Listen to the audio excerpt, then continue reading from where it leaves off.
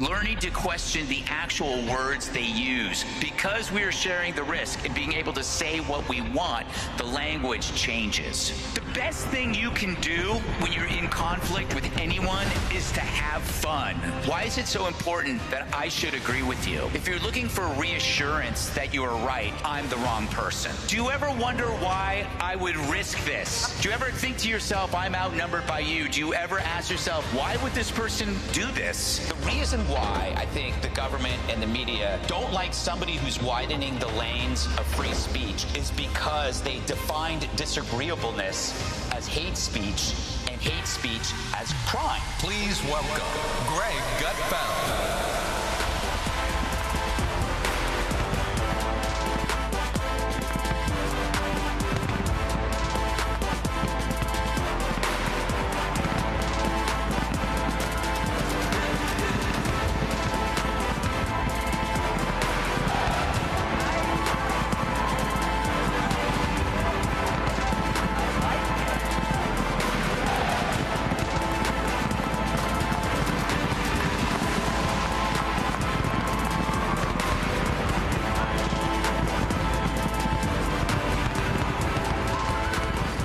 Well, thanks for coming out. Gotta go.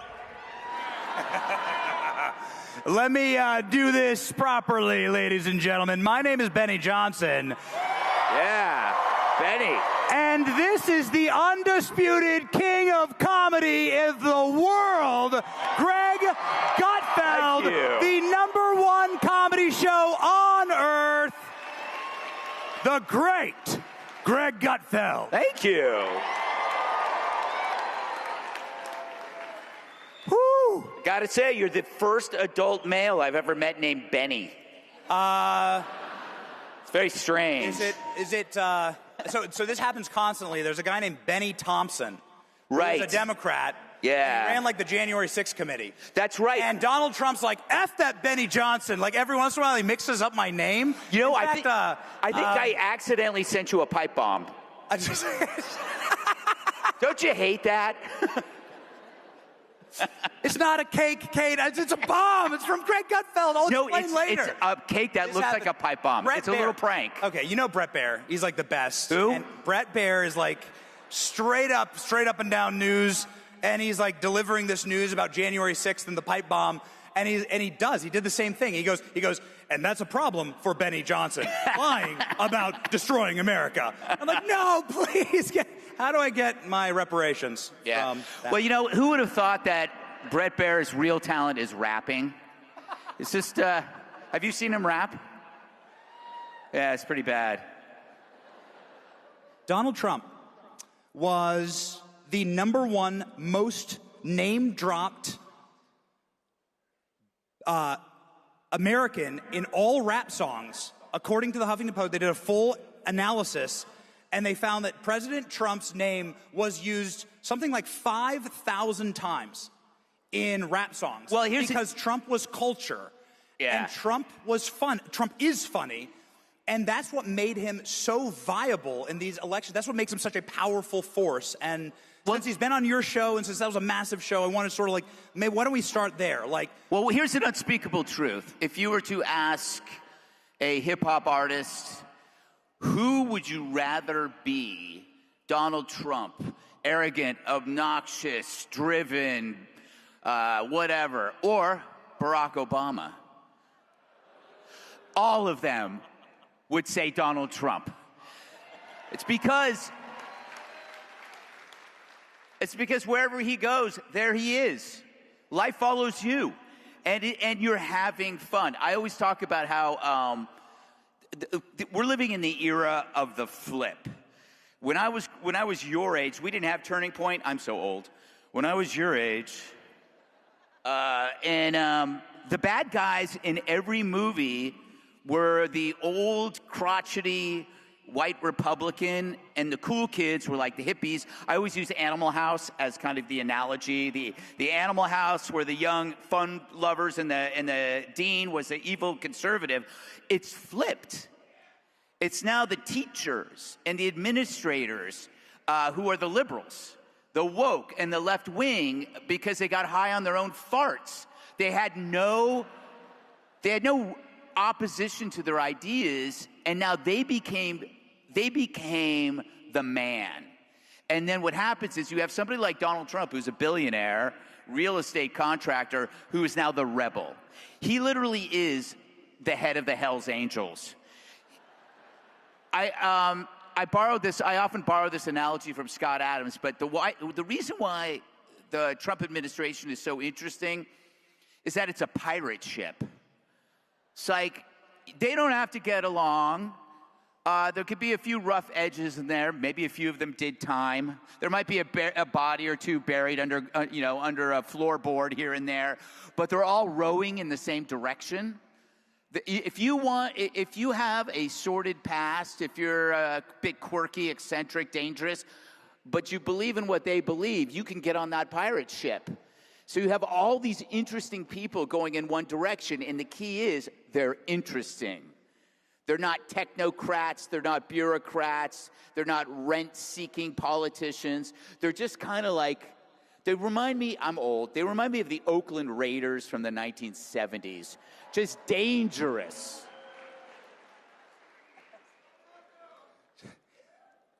President Trump has dirty communist Zorhan Mandami in the White House. And a reporter goes, hey, Mandami, like, is he still a fascist? And Trump's like, you can call me a fascist. Just call me a fascist. It's funny, right? Trump's hilarious. Well, and he's been on your show, and he used to go on late night shows all the time. You remember Jimmy Fallon? He like tussled his hair. You guys remember that? Jimmy Fallon like messed up Trump's hair, and he was beloved on late night. Yeah. And then suddenly, like, what the hell happened? These guys' balls fall off. Like they can't like do an interview with Donald Trump anymore. I would say the balls fell off, except for The View.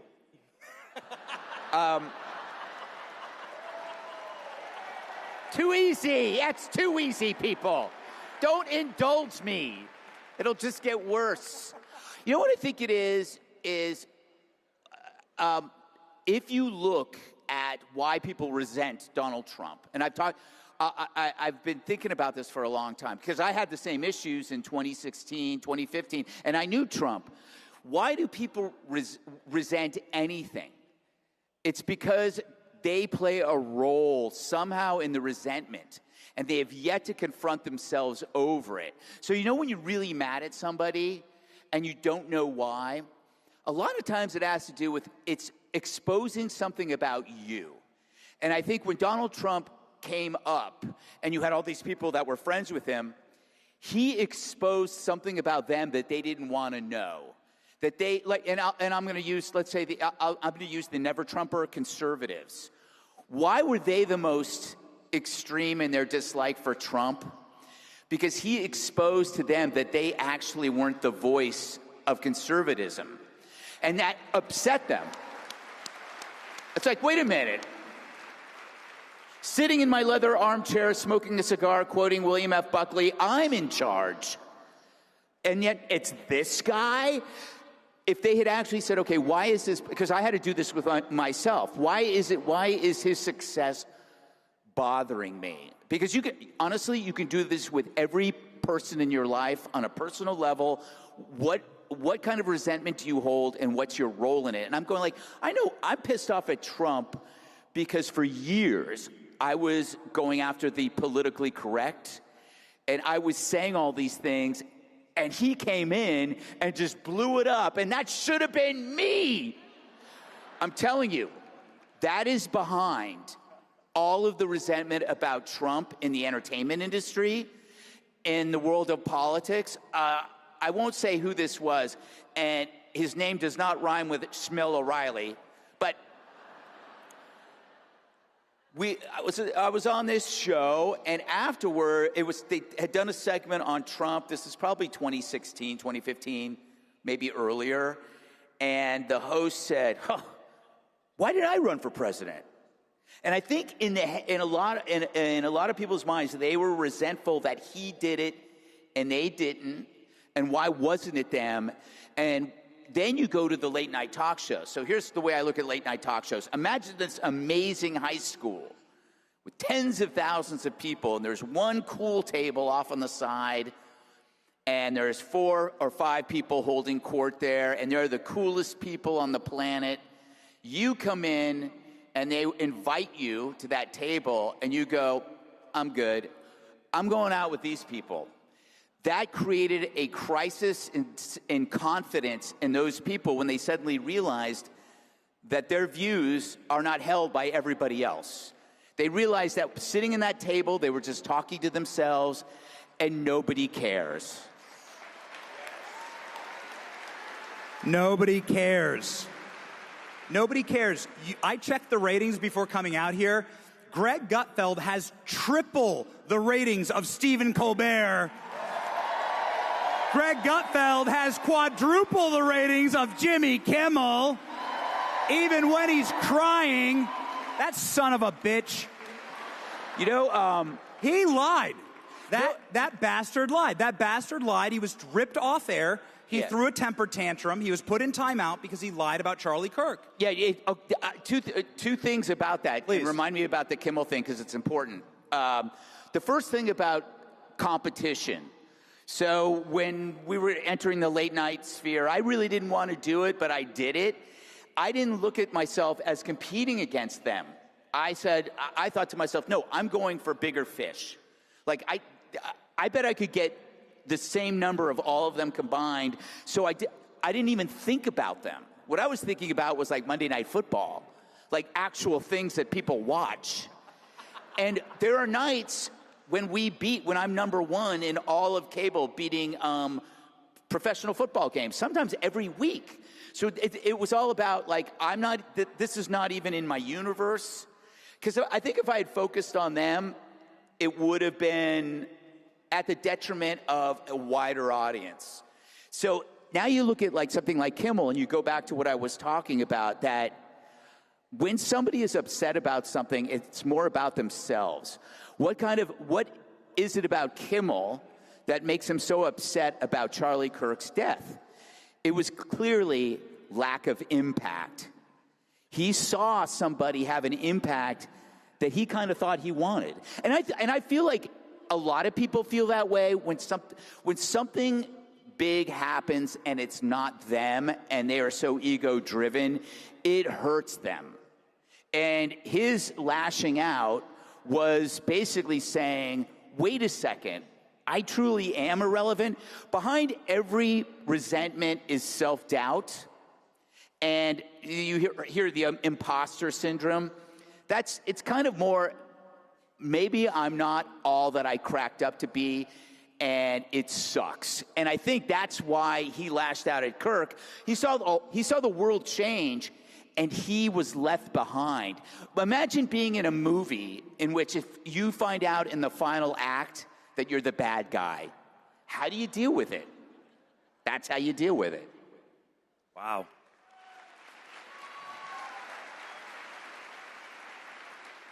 Why is the left so bad at comedy? You know, it's interesting. They always used to say that about the right. Why is the right so bad at comedy? But if you look at the comedians from the 70s, they weren't liberal. It just so happened that the left kind of like priced themselves out of comedy by putting a price on what is considered hurtful. They always say to me, Gutfeld just punches down. And I go, what am I punching down? I'm pretty short. It's not a lot of things I can punch down on. Maybe Dana, but I don't hit women. I just want to make that clear. But the idea that making fun of the trans movement is punching down, that is so completely wrong. When you go after a sacred cow, or is it a sacred bull? Sacred cow if you're talking about The View. No. See? I'm already having the impact on culture. But they would say, oh, if you're going after specific identity groups, you're punching down, like trans. No, you're punching up because they are sacred cows. They have preferential treatment that nobody else has. So I thought, I'm going after the people they say is off limits. Because, number one, I am not going to be compelled to behave in a way that they say is appropriate. And number two, yeah, you can clap. The moment you obey, it's over. You know, they don't like you. Drives me crazy to watch people strive for this strange new respect of liberals. Like, oh, I'm so excited when a liberal comedian agrees with me. This is one of the things that I remember when I was anti-Trump. Man, did I get love. I got love from the other side. And I remember, this is like, you know, Twitter was still pretty big in 2014, and I'm getting all this love. And I won't say the comedians' names, but they were like, oh, Greg, you know, it's great what you're doing on the 5. And I got to say, it felt good. You know, to get these accolades from people who normally call me a right-winger. And then I realized this was wrong. It's like, what am I doing? This is feeding my ego. And that was one of the things when I realized, okay, I'm not actually speaking the truth. I'm trying to build myself up. And that's when I said, okay, enough. And what made me change on Trump was I had to ask myself, what is it that he's saying that's upsetting me? And what is he doing that's upsetting me? He hadn't done anything yet. He wasn't president. So I pay attention to his deeds. I focused on deeds and not words. And once I basically dialed my ego back down, where, you know what? It's not about me. He suddenly became hilarious again. So I think that a lot of the never Trumpism is all about ego. They can't admit the sunk cost of their beliefs. If I hated Trump for so long, if I stop hating Trump, what did I just do for the last 10 years? It's like being in a terrible relationship and you don't want to get out of it because you were in it for so long. You know, what's the other? There's an opportunity cost that you start thinking about all the things you could have devoted your time to, but it was to this. I do think you're seeing cracks in it.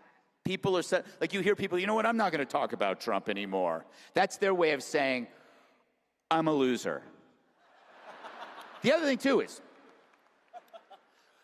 one of the interesting things about Trump derangement syndrome is that they call things a syndrome when there's no origin, like chronic fatigue syndrome. Those are things that they say we don't know what causes it, so we call it a syndrome, which is a collection of symptoms. It's not Trump derangement syndrome. It's Trump derangement addiction. And the reason why it's an addiction, and I use that phrase now, is because you can't control it. And when an addiction is out of your control, it has a power over you. And it creates a filter. Like if you were addicted to drugs, you have no control over it, and you see everything through the filter of drugs. It's like, how can I carve out enough time to buy drugs? Where's my dealer? With Trump, it's like every story is seen through the filter of what does it have to do with Trump. That is an addiction. And I honestly believe that if they treated TDA like any other kind of substance, people's lives would change for the better. I'm serious. You should, next time you run into somebody who's vehemently anti-Trump, you should ask them, I think you might have a problem. And then go, hey, do you want to go? You want to go to a movie? And then you go, sure. You go to a movie, and you walk them into a room with all of their friends, and they all have letters. Dear Steve, we've noticed all you do is talk about Donald Trump from morning till night, and we're worried about you. We think you need help. I think that is like, if you look at it through that framework, it makes so much sense. Should we open TDS asylums? Say again? Asylums, like mental health institutions. I think we should, yes. I mean, one of the people. things, too, is understand that it's a flaw in human beings. We are drawn towards negativity over positivity because we're always trying to improve. So we like negative tweets over positive tweets. What's wrong with me is what everybody thinks. The Trump thing is a big what's wrong with me for never Trumpers. You kind of have to understand that. That's why I always say, when you're dealing with never Trumpers or heavy, deep antagonism, observe, don't indulge. Observe, like you'll notice when you're at a workplace, who's the coolest person at work? It's the person that's observing and not indulging. The person that listens to gossip but doesn't spread it. That's the person you want to be. And you're going to find a much bigger, a greater peace of mind. And you're going to see that the people that disagree with you are going to be wondering, what do you have that they don't have? What is this thing? It's like I have good friends who are incredible never Trumpers, and it rolls right off me. And it bothers them more because they're trying to figure out, well, why am I this way and he's not? He's relatively successful. He's got, a happy family. Why is he not evil? And then you're causing them to think differently about their own resentment. Underneath every resentment is self-doubt. This resentment is killing comedy. We have a comedic institution in our country called Saturday Night Live. Yeah. If some of you are old enough, maybe raise your hands. Some of you might be old enough. Do you remember Gerald Ford falling down the stairs? This is a famous Chevy Chase bit. Half of these people weren't even born. Right. Well, so, all okay, of these some of the people are born. born. There's a president who we had just a couple of, months ago, who was falling ass backwards across stages, down the stairs, over the Resolute desk in the White House. But Enough about Obama. Let's focus on Biden. They never made fun of him. Yeah. And I think that, that's a crisis, actually, when there are untouchable things. Like, why did Saturday Night Live do that? Well, this is the other thing that's great about whenever you're in a conversation, whether it is with the media, especially the media, is that they don't have any credibility. And SNL has no credibility. The late night shows have no credibility. The media has no credibility, but because for 4 years, they deliberately covered up for a president that was brain dead. There's no reason for you. It's like you don't take financial advice from Jim Cramer, You don't take fitness advice from Whoopi Goldberg. Yes, exactly. See, that was better. I'm having an impact on culture. Every one fat joke at a time. By the way, Chris I forgot what I was talking about, but I don't have much time. People have asked me, why do you always make fun of somebody's weight or looks? And I have a theory which is 100% bulletproof. I call it the hierarchy of smears. Everybody that I make fun of for their weight or their hair loss, or their whatever, has once compared me to a Nazi or a fascist. And in the hierarchy of smears, you can fit a lot of stuff below Nazi. The moment somebody calls you a Nazi, you can call them anything. And here's why.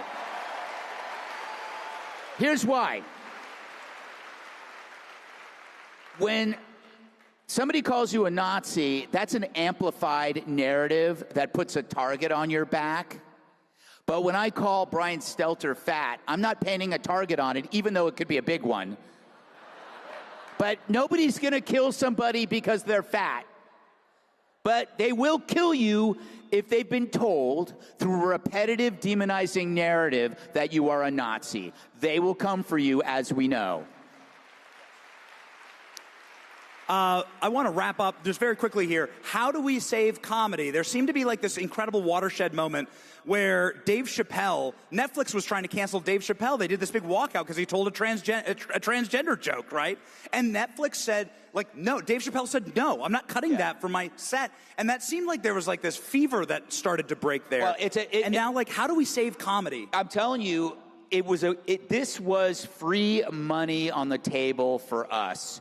The moment the left abdicated their dedication to free speech became our win. It just so happens we got President Trump, who uses speech like, a giant paintball gun, And, all the stars aligned. I don't care I don't care if I'm going to get canceled, because I live in a world where I will always land on my feet, because we share the risk. If one of your friends gets canceled, you share the risk. You step up for people. The left, they learned that they can't even depend on each other. They will throw one of their own to the wolves with the hopes that the wolves will eat them last. But they always get eaten, hence the size of the view. Yeah, okay. Well, Well, we've done a lot of picking. We've done a lot of rightfully picking on libs in your industry. You are destroying them, and it's so great to finally have comedy back in America. What is your single favorite Donald Trump, last question, single favorite Donald Trump comedic moment, either behind the scenes, maybe you witnessed, or something that was on stage? But as the most successful comedian in the industry, what's your favorite Trump comedy moment? You know what? I gotta go with the all-time classic. You know, there's so many, but the all-time classic that got me out of my chair and go, that's the man, was when he said, to be fair, it was Rosie O'Donnell. that was pure comic timing. He was seeing the question coming.